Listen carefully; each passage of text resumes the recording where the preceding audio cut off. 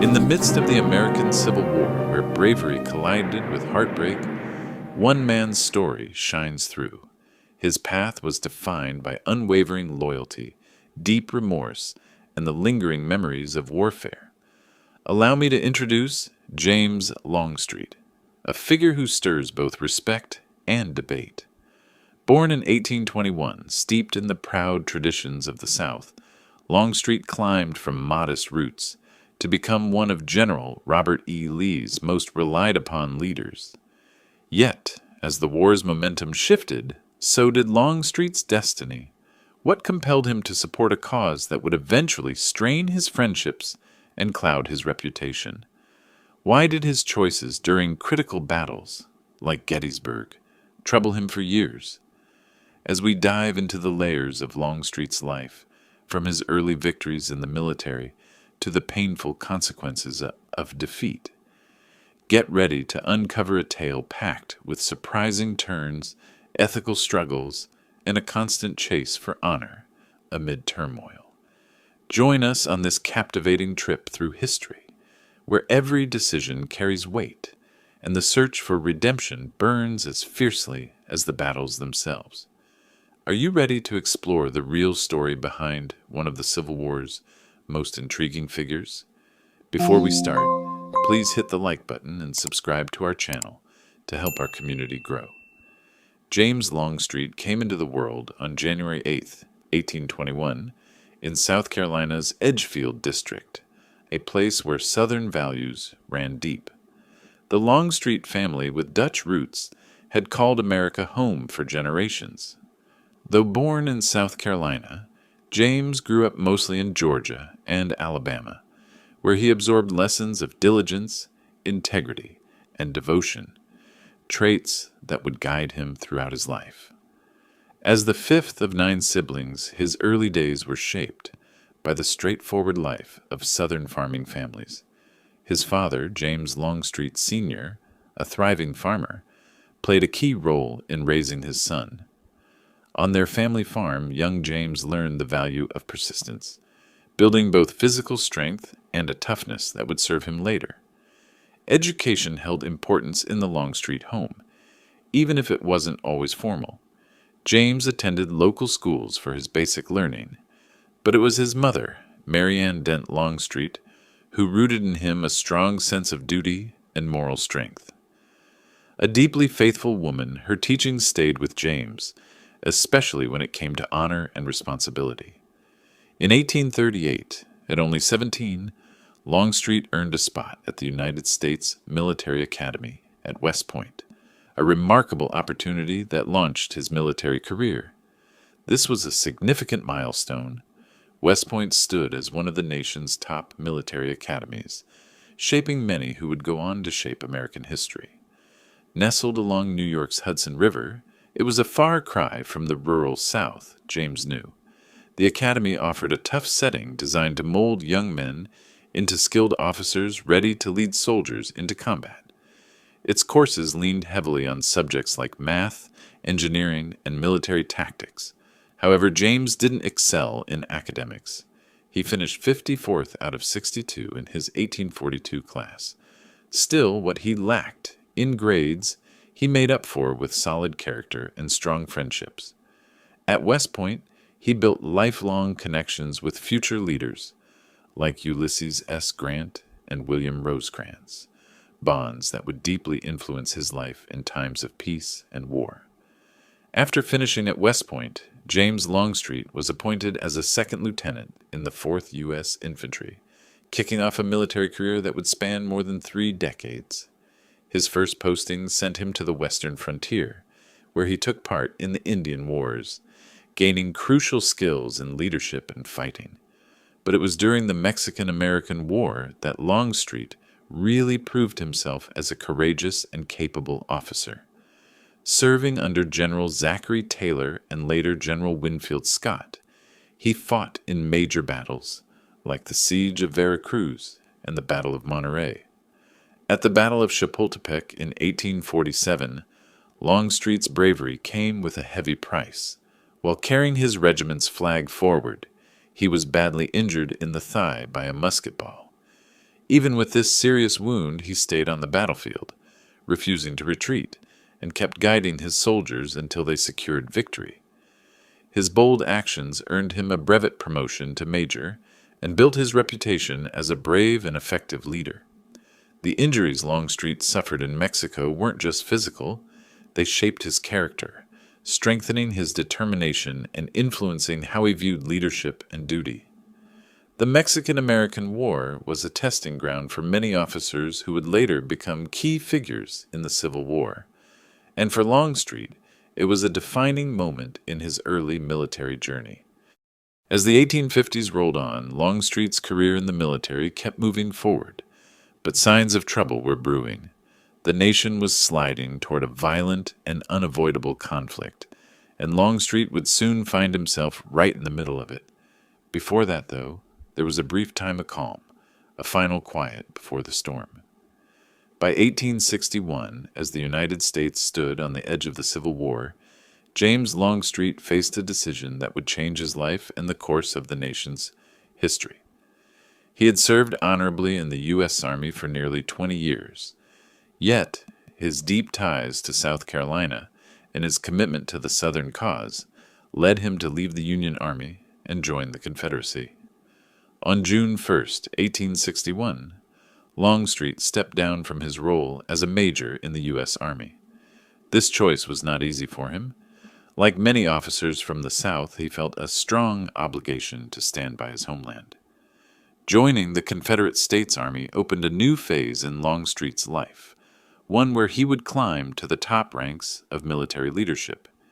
He swiftly embraced the Confederate cause and was appointed as a brigadier general. Longstreet was tasked with leading a brigade in the Confederate Army of the Potomac, serving under General P.G.T. Beauregard. His first major fight came at the First Battle of Bull Run, also called First Manassas, where he started to build his name as a skilled and bold leader. On July 21, 1861, Union and Confederate troops collided near Manassas, Virginia. The battle was messy and fierce, with both sides facing heavy losses. Longstreet's brigade held the Confederate right flank, playing a vital role in fending off repeated Union attacks. Amid the chaos and intensity, Longstreet stayed composed and focused, showing the steady leadership that would define him. His actions at Bull Run won him admiration from both colleagues and superiors, including General Joseph E. Johnston, who saw Longstreet's promise for greater roles. This strong start was just the beginning of a remarkable career in the Confederate Army. As the war continued, Longstreet's duties expanded greatly. In October 1861, he was promoted to Major General and given command of a division in the newly created Army of Northern Virginia.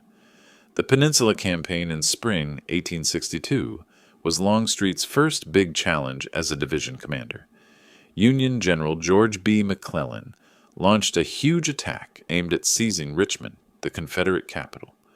Longstreet's division was at the heart of the defense, fighting in key battles like the Battle of Williamsburg and the Battle of Seven Pines. His efforts during this campaign strengthened his status as one of General Lee's most dependable and fierce commanders. He was instrumental in stopping McClellan's advance, earning high praise from Lee, who called Longstreet his trusted warhorse. At the Battle of Second Manassas in August 1862, James Longstreet proved himself as a powerful leader.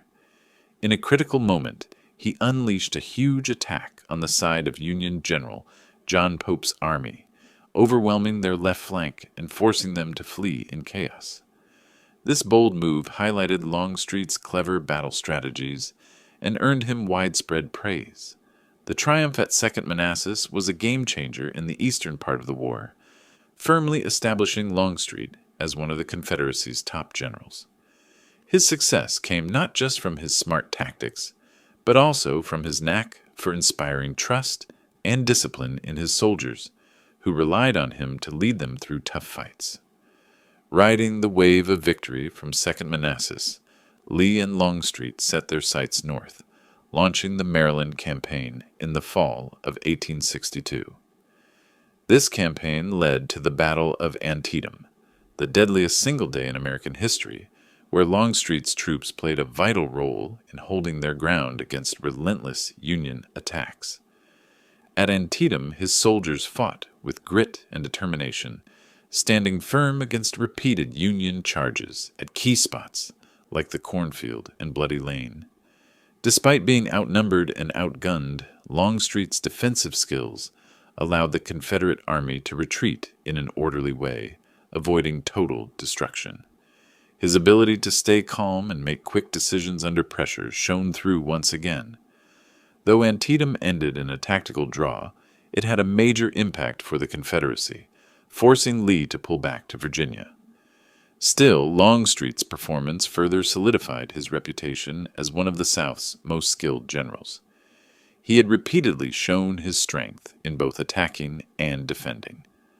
By late 1862, Longstreet had become a cornerstone of Lee's Army of Northern Virginia. As the war moved into its third year, Longstreet's importance in the Confederate Army grew even more. He had risen from a little-known Southern officer to a central figure in the Confederate effort, but his toughest challenges and controversies were still ahead.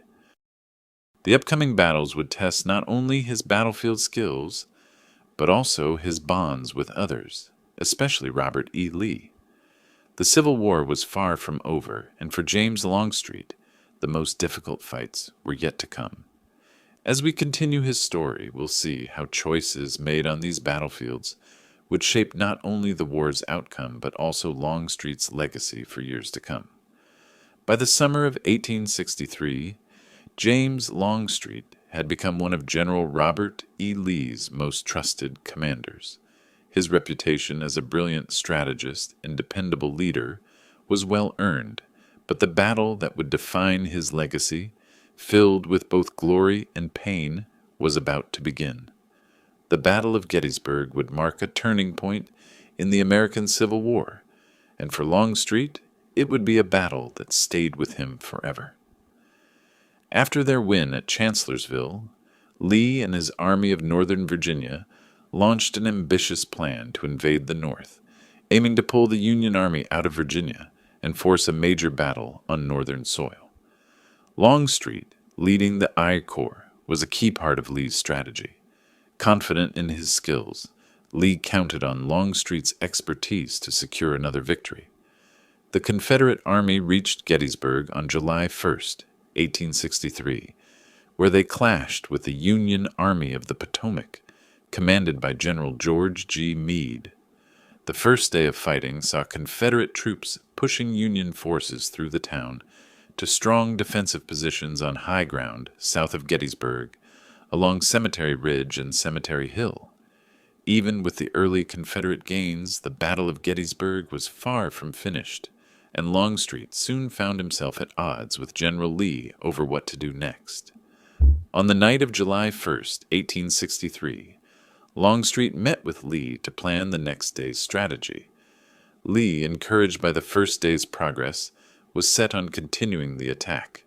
He believed a full-scale strike on the Union's center could shatter their defenses and win a major victory. However, Longstreet, always a careful planner, disagreed. He pushed for a defensive strategy, suggesting the Confederate Army swing around the Union's left flank to take a strong position between the Union forces and Washington, D.C. He thought this would force the Union to attack on ground the Confederates could control, using their cannons effectively. Despite Longstreet's concerns, Lee stood firm and ordered a direct attack. The second day at Gettysburg would become one of the most debated moments in Civil War history. Longstreet was tasked with leading attacks on the Union's left at places like the Peach Orchard, Wheatfield, and Round Tops, fully aware of the dangers. When the assaults began in the late afternoon, his troops faced fierce resistance from Union soldiers. The fighting was intense and chaotic, with heavy losses on both sides. At the Peach Orchard and Round Tops, the Union defenses held strong. Meanwhile, attacks on the Round Tops, led by General John Bell Hood, ended in failure as Union troops, especially the 20th Maine under Strong Vincent, put up a heroic defense. Longstreet saw the attacks falter and the death toll rise. He realized that hitting the Union's left was a costly error, but there was no going back. Despite these setbacks, Lee was determined to keep pushing, setting up the fateful events of July 3rd, 1863. That night, Longstreet wrote a letter to his wife, sharing his doubts about continuing the attacks and his worry for his soldiers, though he was ready to follow orders despite his instincts. The third day of Gettysburg brought one of the Civil War's most famous and tragic moments, Pickett's charge.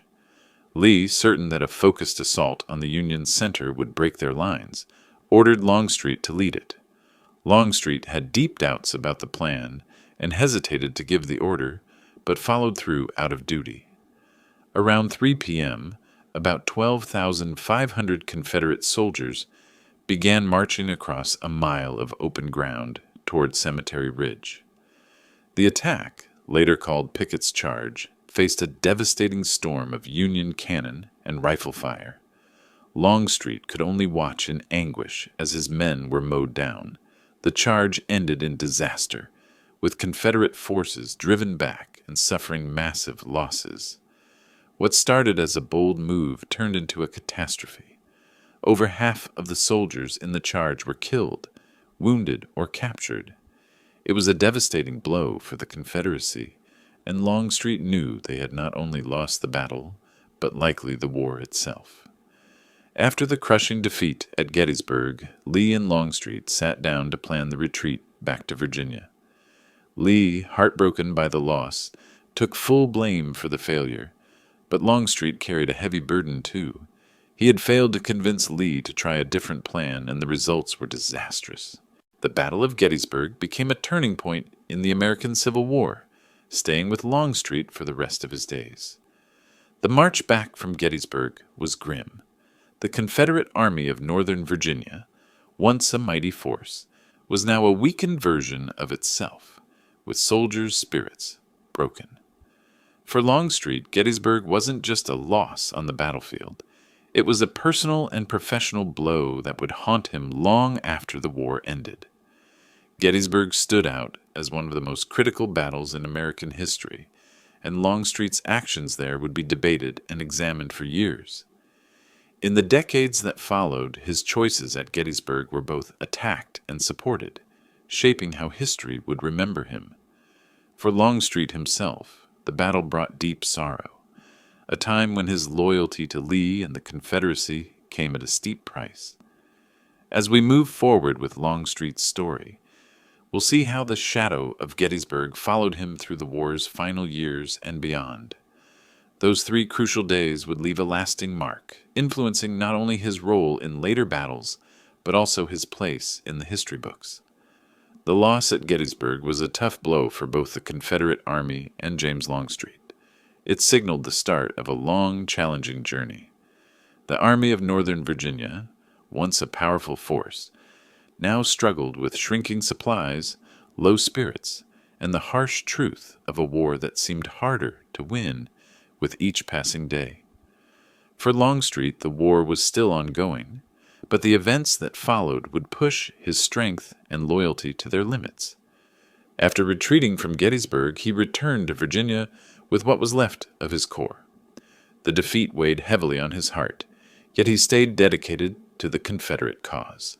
His bond with Lee grew tense. Though Lee took the blame for Gettysburg, their differences lingered. Longstreet's careful approach often clashed with Lee's bold tactics, setting him apart as the war continued. In the fall of 1863, Longstreet received orders to leave Lee's army and travel to Tennessee to support General Braxton Bragg's Army of Tennessee. The Confederate leaders hoped Longstreet's presence would strengthen the struggling forces in the Western theater. His arrival in Tennessee sparked mixed feelings, and tensions with Bragg quickly emerged. From the outset, Longstreet and Bragg clashed. Bragg was known for his difficult personality and poor relationships with those under him, and Longstreet was no exception. Despite their issues, Longstreet was given command of a large part of Bragg's army to attack Union forces, led by General Ambrose Burnside in Knoxville. The Knoxville campaign turned out to be one of the toughest and most frustrating times in Longstreet's career. The Siege of Knoxville from November 4th to December 4th, 1863, was marked by rough terrain, limited supplies, and strong Union resistance. Longstreet's troops struggled to make progress against Burnside's well-fortified soldiers. The most significant moment was the failed attack on Fort Sanders, where Confederate troops suffered heavy losses in a doomed effort to break through Union defenses. The defeat at Knoxville hurt Longstreet's reputation. Lack of support from Bragg and poor coordination between the two generals made things worse. Longstreet's frustration with Bragg's leadership grew, and he began openly criticizing him. Tensions boiled over after Knoxville, with Longstreet and other Confederate officers questioning Bragg's ability to lead. There were even talks of a possible plan to remove Bragg from command, which could have shaken the Confederate war effort.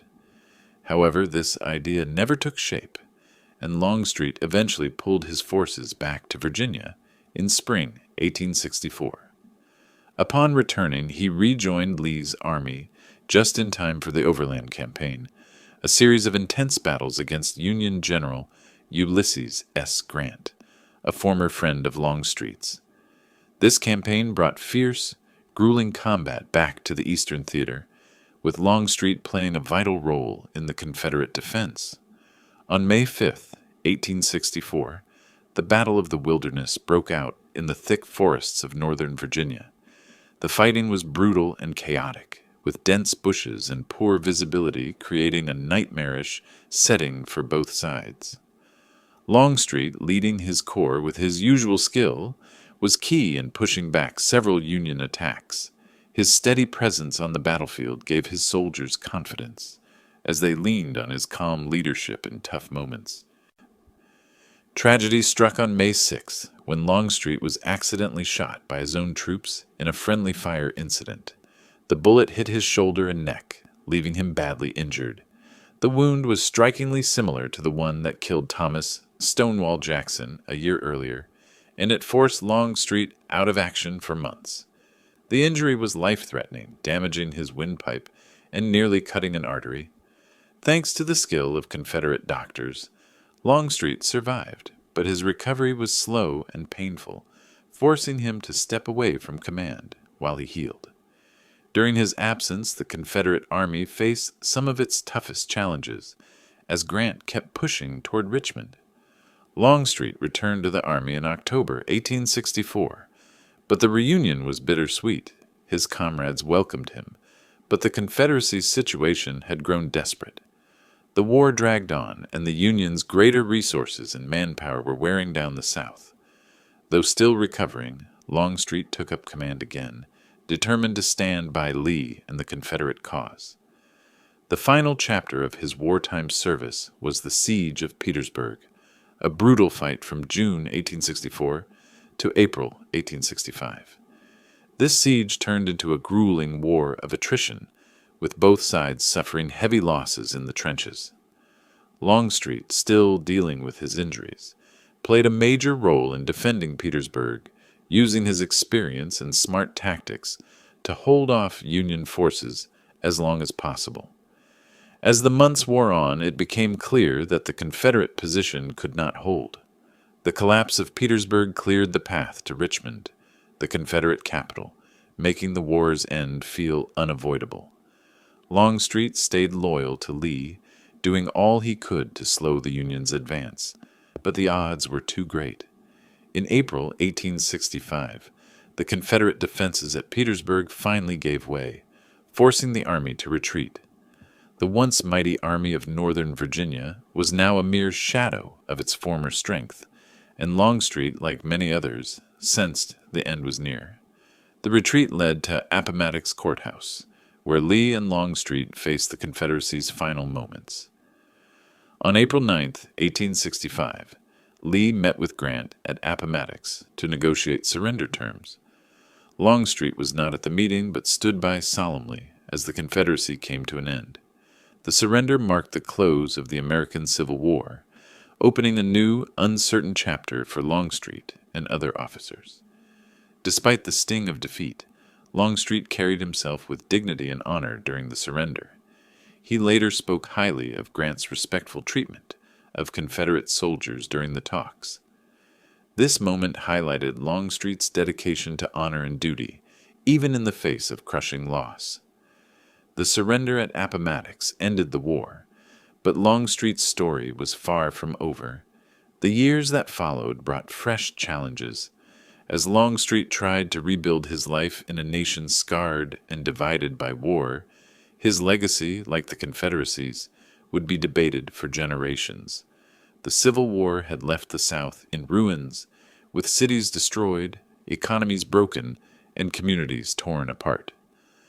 For Longstreet, the war's end began a difficult new phase. He returned to his family in Gainesville, Georgia, working to piece his life back together. The war had taken a heavy toll on him, both physically and emotionally. Injuries from battles like the Wilderness still troubled him, and he grieved for many friends and comrades lost in the fighting. The South's economy was in chaos, and like many former Confederate officers, Longstreet struggled to find steady work. Despite his military reputation, his ties to the Confederacy made it hard to secure a stable job. The Reconstruction era was full of uncertainty. Once a key figure, Longstreet now faced a challenging and rapidly changing world. During this tough time, he reached out to an old friend and former opponent, Ulysses S. Grant. Their bond, forged on Civil War battlefields, was built on mutual respect. Now the President of the United States, Grant offered Longstreet support.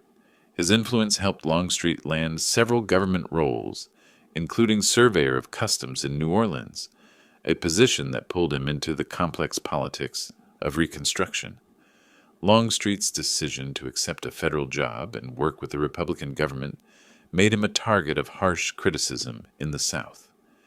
Many former Confederates saw him as a betrayer for joining the same government they had battled against. His support for Reconstruction policies, like voting rights for African Americans, further distanced him from old allies, labeling him a scalawag, a Southerner who sided with Northern Republicans. This choice to work with the federal government cost him dearly. At Confederate veteran gatherings, where he was once hailed as a hero, Longstreet was now ignored and shunned.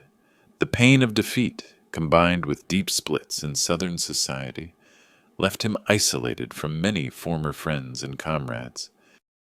He was accused of turning his back on the cause so many had died for, making his reputation in the South a topic of heated argument. The political climate during Reconstruction was tense, especially in the South.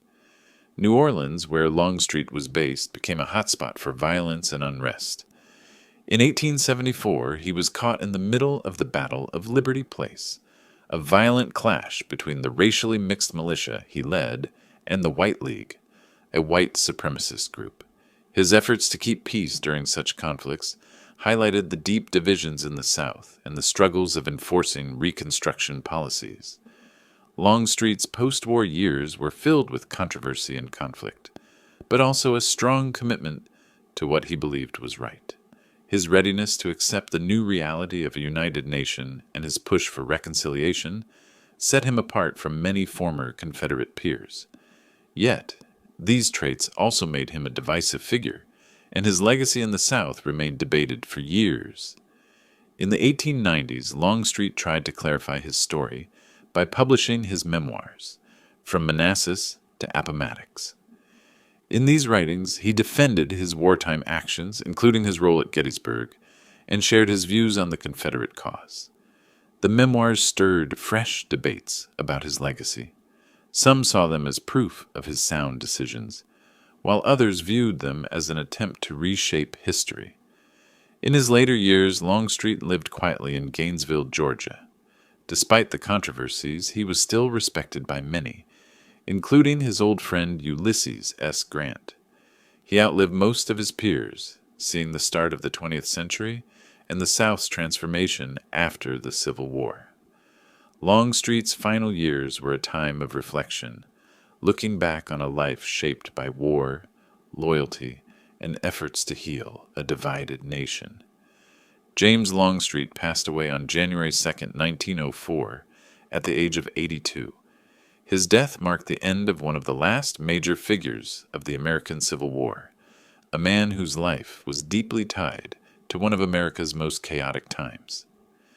As we wrap up the story of James Longstreet's complex life, we're left to think about the deep layers of loyalty, honor, and the heavy cost of war. From his rise as a powerful Confederate general to his controversial choices during Reconstruction, Longstreet's journey shows the strength of the human spirit in tough times. But what does it really mean to be a hero in a world torn by conflict? As we consider Longstreet's legacy, we invite you to join the discussion. Was he a traitor to his Southern roots, or a forward thinker who worked for peace in a broken nation? How do we balance the decisions made in the heat of battle with the moral questions that linger afterward? Share your thoughts in the comments below. Which parts of Longstreet's story speak to you? Let's dive into how history shapes our understanding of bravery and belief together. Your ideas could start a conversation that bridges past and present, offering lessons for future generations.